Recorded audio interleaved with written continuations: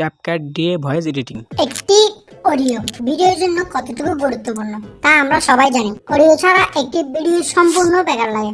আজকের ভিডিওতে দেখবো ক্যাপকাট দিয়ে কিভাবে ভয়েস চিকন করবেন, ভিডিও থেকে ভয়েস আলাদা করবেন, নয়েজ রিমুভ করবেন ইত্যাদি। তাহলে চলুন মোবাইল স্ক্রিনে যাই। প্রথমে দেখবো ভিডিও থেকে ভয়েস কিভাবে আলাদা করবেন। আলাদা করার জন্য যে ভিডিও থেকে ভয়েস আলাদা করতে চাচ্ছেন সেই ভিডিওটি এখানে ইনপুট করে নেবেন। ইনপুট করার পরে ভিডিও ট্যাব অপশনের মধ্যে ক্লিক করবেন। ক্লিক করার পরে এখানে স্ক্রল করবেন।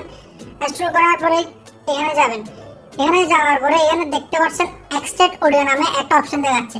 এক্সট্রাক্ট অডিও অপশন এটার মধ্যে ক্লিক করবেন।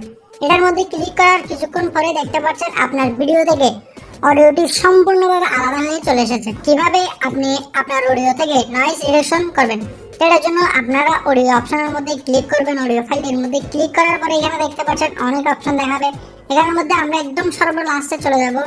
এখানের মধ্যে দেখতে পাচ্ছেন রিডাকশন নয়েজ, এটাতে আমরা ক্লিক দিব। এখানে ক্লিক দেওয়ার পরে আমরা এটা থেকে অন করে ওকে করে দেব।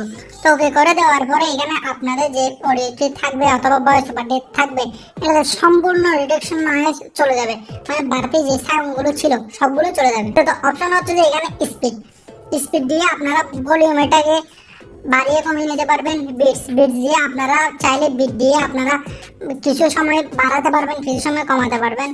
এবং এখানের মধ্যে দেখতে পাচ্ছেন ইনহ্যান্স ভয়েস এটি আপাতত ইউজ করা যায় না, এটি প্রোর জন্য প্রো ভার্সন।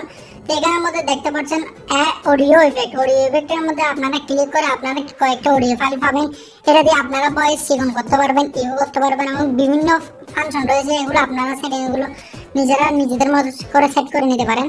তো এখানের মধ্যে দেখতে পাচ্ছেন ভলিউম অপশনের মধ্যে আপনারা যদি ক্লিক করেন, ভলিউম অপশনে ক্লিক করার পরে আপনারা এখানে ভলিউম বাড়িয়ে কমিয়ে নিতে পারবেন।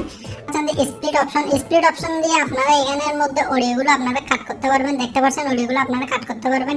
অনেক সময় দেখা যায় আমরা অডিও ইনপুট করার পরে দেখতে পাচ্ছেন এখানের মধ্যে গ্যাপ দেখা যাচ্ছে কিছু। তো এখানের মধ্যে যেগুলো গ্যাপ দেখা যাচ্ছে এগুলোতে কোনো ভয়েস নেই।